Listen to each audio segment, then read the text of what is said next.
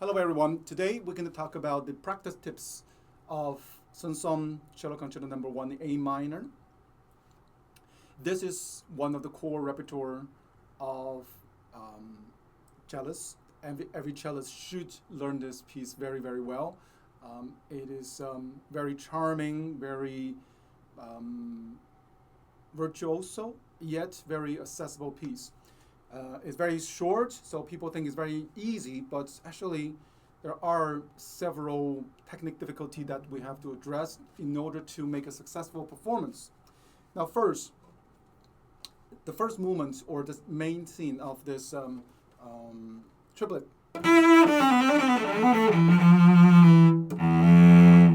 It is a storm scene, right? So you can just picture the first rest is the lightning, right? Piano or the orchestra have this bum. So as a cellist, we have to feel the downbeat. We cannot just say, then you lose all the energy, right? So, pow. And you always know where is the downbeat. In this case, is C. A. And then there is an accent. So you know where to put the accent with the extra vibrato on the left hand, with a little bit help with the bow. And make sure you're going all the way to the end of the phrase. All the way to here. And then you repeat again. Right? So practice maybe with started rhythm.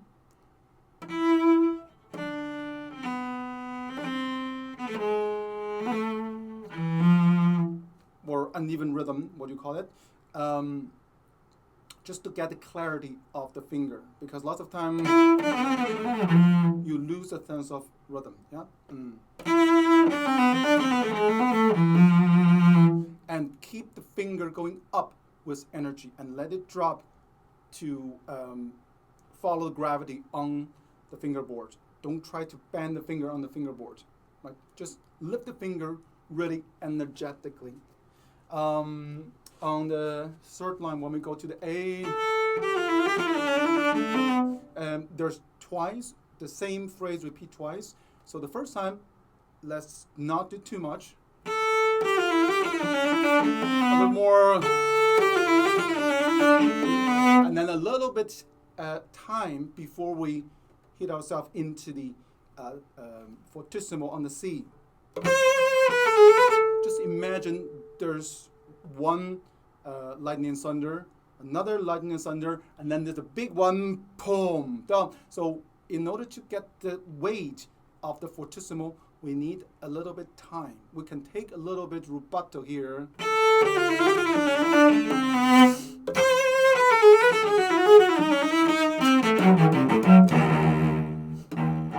And then here is the shivering of the coldness, yeah? So.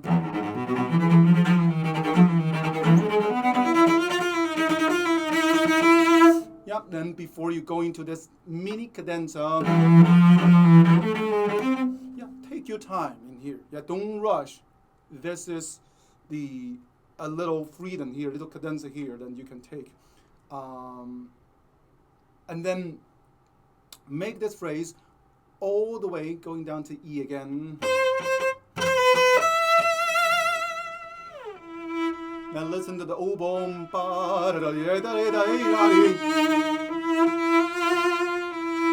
So you let the oboe lead, but also with lots of nice and ringing vibrato to support this melody line. Good. Now we repeat the same material, but with a little twist, because they're triplet plus now there's duple. Yeah.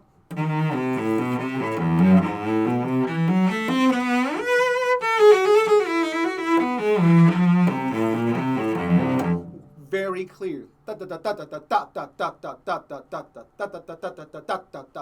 no, don't run, don't rush. Yeah? So practice with the metronome. M for metronome. MAPS, my teaching model for rhythm. Yeah, MAPS. Metronome, accent, pause, and subdivision. MAPS. So metronome in this part is absolutely essential. Now we encounter the first a little bit technical difficulty is the chromatic scale, right? All learned the chromatic scale. And the printed fingering, of course, works, but I feel it's a little bit too complicated. And for me, I want more enjoy the music and then simplify all the fingering. So I like the fingering of just 1, 2, 3, 1, 2, 3, 1, 2, 3, 1, 2, 3. And I hear the diminished chord.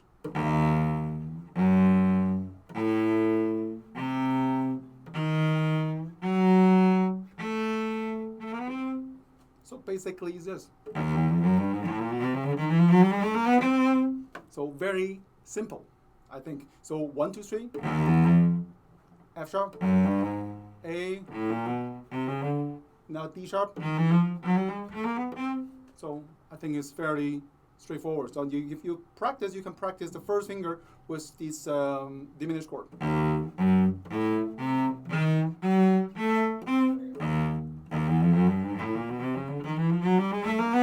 And then you can also give a little accent on each triplet, each first note, first finger note, to give to help you to hear this diminished chord, right? Now we're going to the second theme.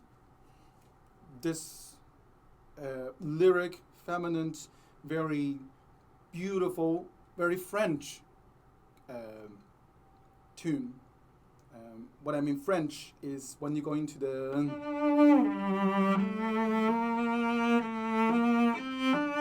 this one. It sounds very French to me. Yeah.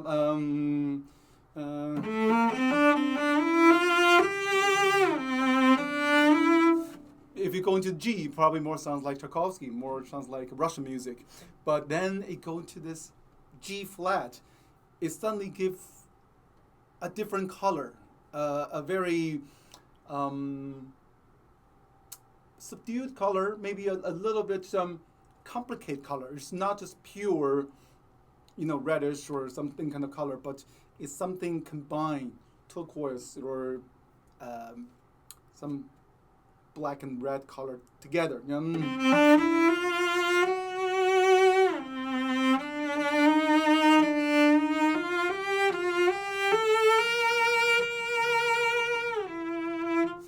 Another concept I want everybody to think about when you see diminuendo, that part is not soft. That's the starting part to get softer. So when you see diminuendo, still keep that your dynamic, and then you're going down. When you see crescendo, you keep it soft, and then you grow up. Right? So in this case, when you go into the B flat, diminuendo here, but that's the arriving point of the phrase. So keep that note nice and vibrate, and then you go diminuendo all the way to the pianissimo harmonic.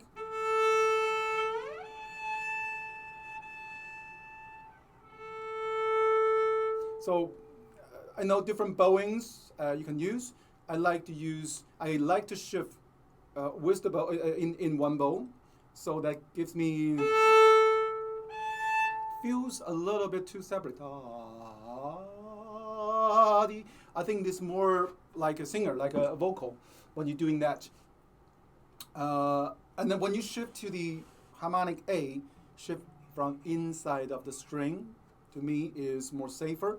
If you just on top, sometimes I feel you can drop your finger, right? And don't shift too fast. Yeah, now you missed the notes. So,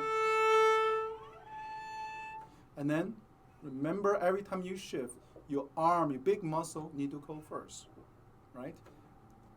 They need to move, and then your hand follow. So don't let the hand to go first without support from your big arm. Right, then we're going to this famous double stop. The bowing, the articulation is tenuto for the first pattern. It's on the string. Yeah, on the string. And then when you go to piano part, that is staccato, off string staccato. And okay, so when you're doing the staccato, don't get it too spiky. Yeah, remember there is still a line.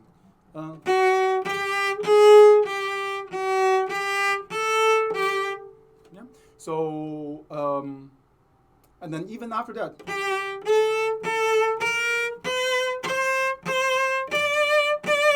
There's still a line going to the melody, so it's not just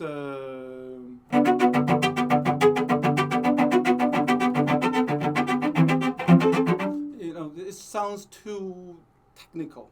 And every time when I myself when I'm very young, when I play this piece first time, I always rush because it's very nerve-breaking. Yeah, so you just want to get over it as soon as possible. But that is not right. You have to follow the beat. So this one, you need to have the pause. Yeah? MAPS, pause.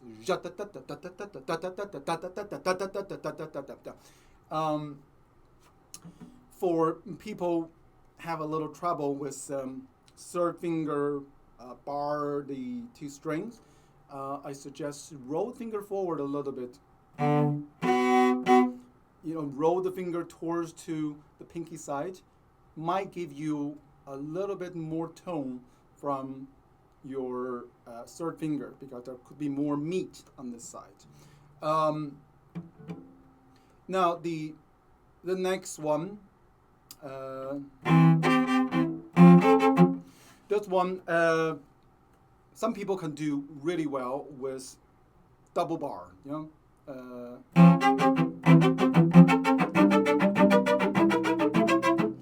but I couldn't do it, and then my hands got really painful, and so I stopped doing that. I think Fonia do it really, really well. So for years I was doing the creepy crawl fingering. So you get your hands more kind of parallel to the string, so you can play the fifth better with those two fingers. So 1, 2, 3, and then still 1, 2, 3. But then you crawl your first finger forward, and then use harmonic A, so you don't have to press. And then go next one, harmonic A, crawl with the first finger, crawl again. Yeah, so the intonation can be dodgy. Crawl again.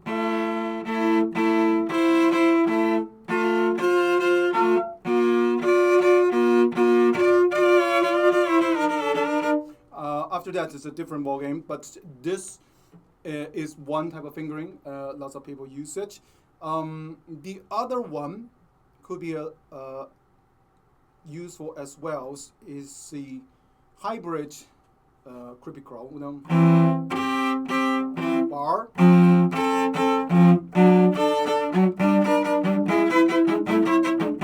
Now here you do use the last creepy crawl one. Okay, so maybe I can do it better. Ready to.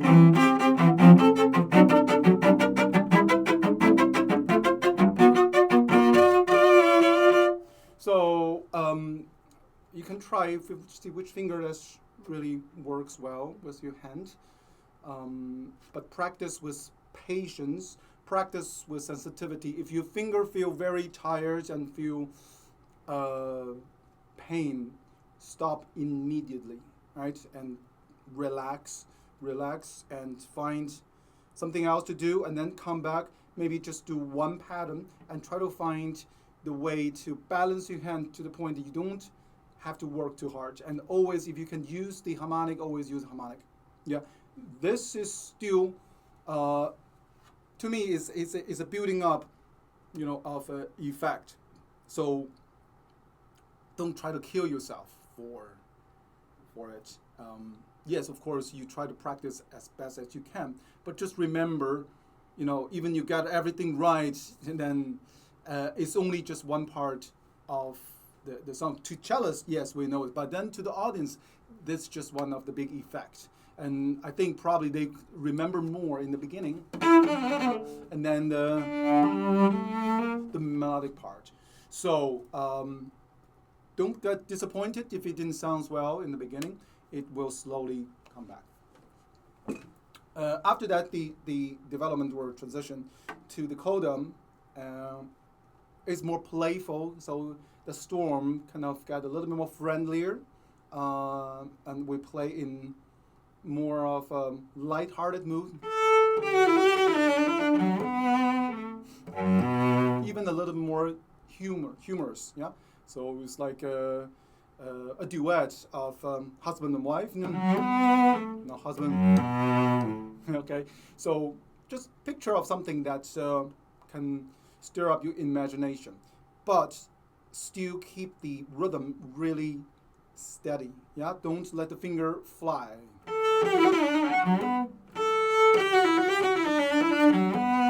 Yeah, so da da da da da da da. It's still a triplet. The little scale. Do the harmonic, yeah, to save the last shifting. I think is a good call. Song with harmonic. Here, some again. This one, yeah, go to the C string, get that harmonic out. So this one, I shift. But last note is a harmonic, right? And then go down. This one I do use 1 2 3, 1 1 3. Yeah.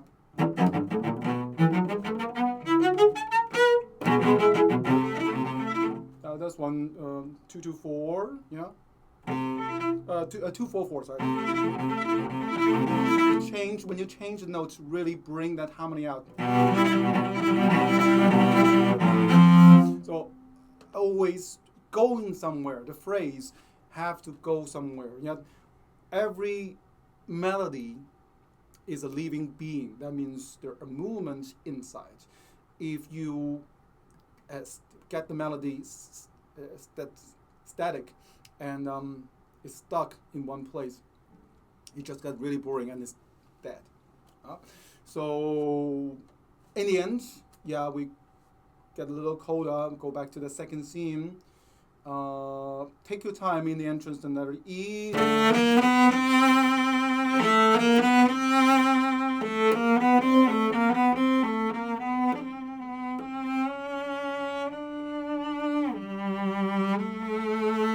And the last point of this melody, don't break the phrase just because you go into the upper part of the bow.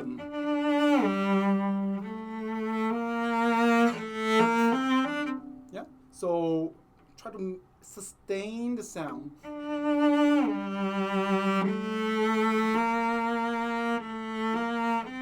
Oh, sorry. So follow the shape of the music rather than follow the shape of the bow. Right? So we sometimes have to go against the physicality of the bow. Try to bring the music out. That's why Rostropovich once told his students he wished he had this hula hoops bow, like all around the body, so there's never any bow change or any kind of imbalance. So it's everything around. So that's the kind of idea. Sometimes you really just want to have a long melody like a singer. And don't be afraid to go really soft in the very, very end before letter F.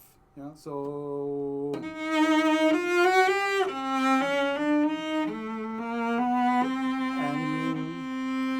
give you some time.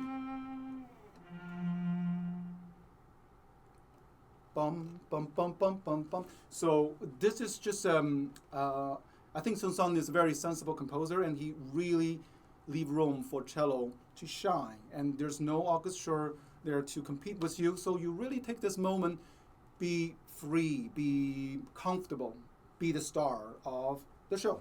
So this is my little tips for the Sun Sun first movement. If you have any common or different opinion, please do leave comments in the comment section. Until next time, happy practice.